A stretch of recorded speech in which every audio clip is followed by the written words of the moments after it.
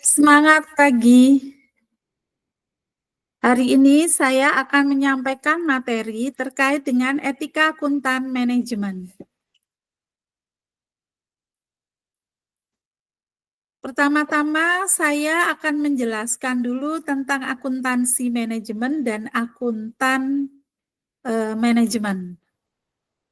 Nah, di sini akuntansi manajemen merupakan proses mengidentifikasi, mengukur, mengumpulkan, menganalisis, menyiapkan, memaknai, mengkomunikasikan informasi yang akan membantu para manajer dalam memenuhi tujuan organisasi.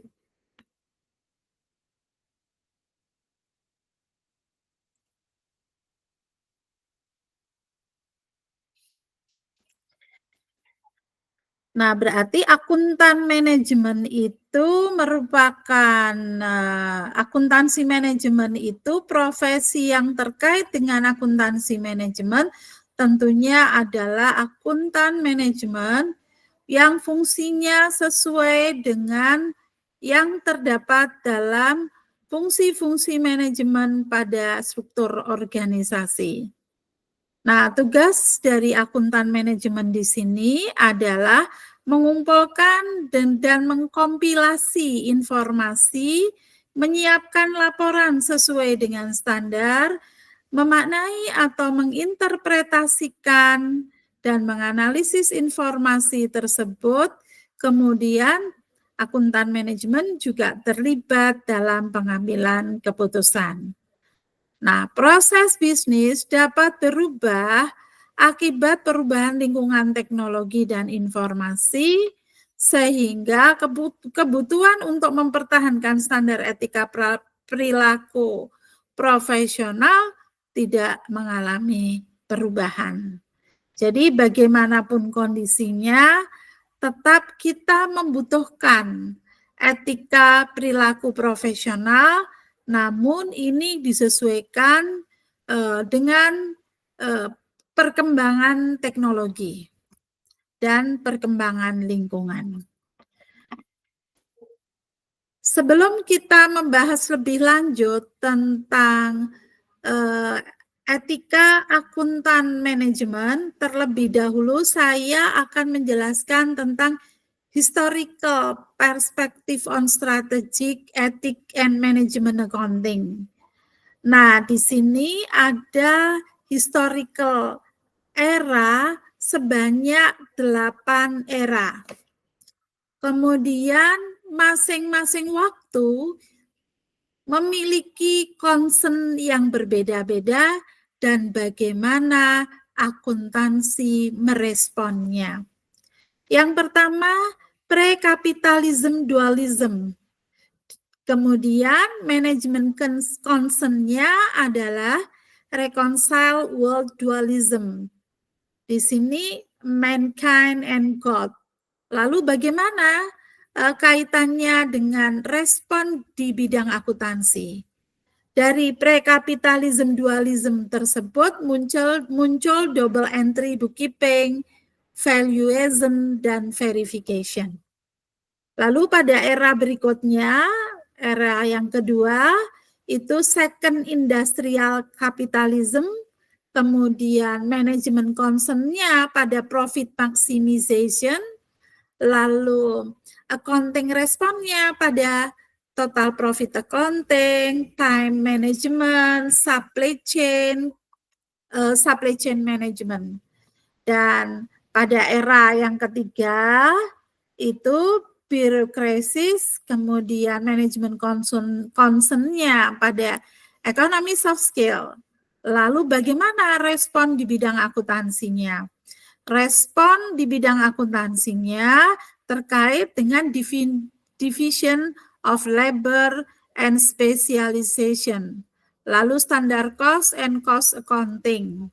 Kemudian budgetary control, and open book accounting. Artinya jika kita melihat di sini bahwa munculnya standar cost accounting, kemudian spesialisasi divisi tenaga kerja dalam perusahaan, serta perlunya budgeting dan pengendalian terhadap budget ini ada di era birokrasi. Kemudian yang keempat adalah scientific management, di mana manajemen concern-nya pada proses optimization profit maximization. Nah, accounting responnya ada 4. Yang pertama, cost classification, kemudian sophisticated system costing system, kemudian capital budgeting, and mathematics-based management control. Dan yang kelima, pada era yang kelima adalah financial capitalism, di mana manajemen concern-nya pada optimism, risk, return, and liquidity.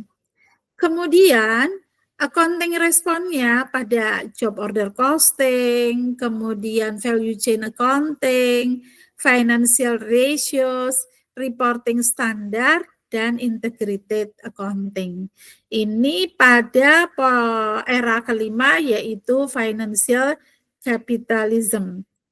Kemudian pada saat Perang Dunia yang pertama, manajemen concern-nya pada align strategy, operation, and control.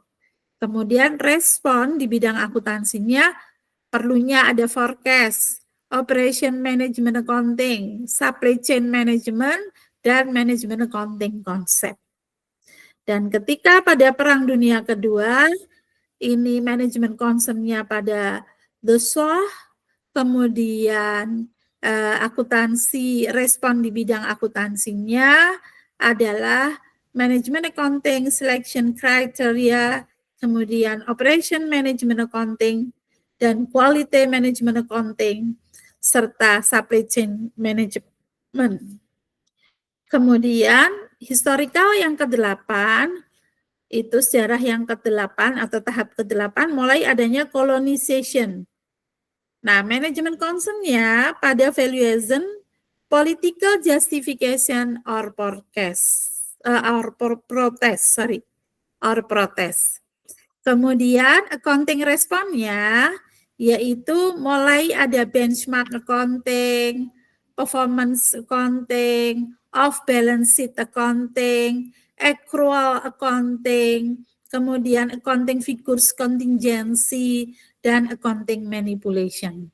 Nah, tentunya pada masing-masing era berpotensi adanya ethical problem, sehingga pada masing-masing era pun dilema etik yang ada, bagaimana penanganannya juga disesuaikan dengan concern serta respon di bidang akuntansinya. Berikut adalah sekilas tentang etika akuntan manajemen. Nah, etika akuntan manajemen ini akibat dari kasus munculnya yang sebetulnya sebelum di era-era 2000, pada beberapa periode sebelumnya, misalnya di abad 17 dan sebagainya, pelanggaran etika di bidang akuntansi atau skandal korporasi juga sudah terjadi. Namun isu yang paling terasa adanya skandal korporasi itu di tahun 2000, ya, di era-era awal tahun 2000. Pertama, akibat kasus skandal korporasi di United States of America atau di Amerika Serikat. Nah, ini menuntut tanggung jawab etis dari profesi lebih besar, ya. Jadi profesi akuntan dituntut tanggung jawab profesinya sangat besar. Kemudian etika akuntan manajemen dibahas jauh sebelum skandal keuangan dunia. Kemudian tidak dibahas lagi, meskipun akuntan manajemen telah terkena dilema etik seperti manajer keuangan lainnya. Ya, kemudian ini menurut Bedioui dan Levinus di tahun 2001 dan 1985. Yang ketiga, Fakta bahwa peran mereka adalah menghasilkan informasi yang relevan untuk apa? Untuk pengambilan keputusan. Oleh karena itu, informasi yang akurat dan dapat diandalkan menyiratkan bahwa peran akuntan manajemen adalah inti dari kehidupan organisasi dan manajemen keuangan. Kemudian, pengungkapan keuangan seharusnya diisi dengan data yang berasal dari sistem akuntansi manajemen yang akurat, lengkap, ya, dan yang terpenting adalah reliable, ya. Informasinya akurat, lengkap, reliable. Kemudian relevan tentunya. Meskipun akuntan manajemen tidak secara eksplisit dan langsung berkontribusi terhadap pengungkapan keuangan, namun peran mereka menyediakan informasi yang benar itu menjadi satu kewajiban bagi profesi mereka. Dan yang terakhir, ini adalah tidak mungkin membahas etika tanpa normatif tentang apa baik atau buruk. Artinya bahwa ketika ada dilema etik, maka dasar untuk penyelesaian atas dilema etik tersebut perlu justifikasi yang kuat dalam bentuk normatif yang berupa kode etik profesi kalau terkait dengan profesi akuntan. Dan profesi-profesi lainnya. Dan serta panduan etika di dalam perusahaan juga menjadi dasar untuk mengatasi ketika atau dasar justifikasi ketika ada kasus dilema etik atau pelanggaran etika khususnya yang terkait dengan akuntansi manajemen di dalam suatu organisasi. Nah, di sini akuntan manajemen itu penjelasan secara rinci tentang akuntan manajemen adalah sebagai berikut. Yang pertama,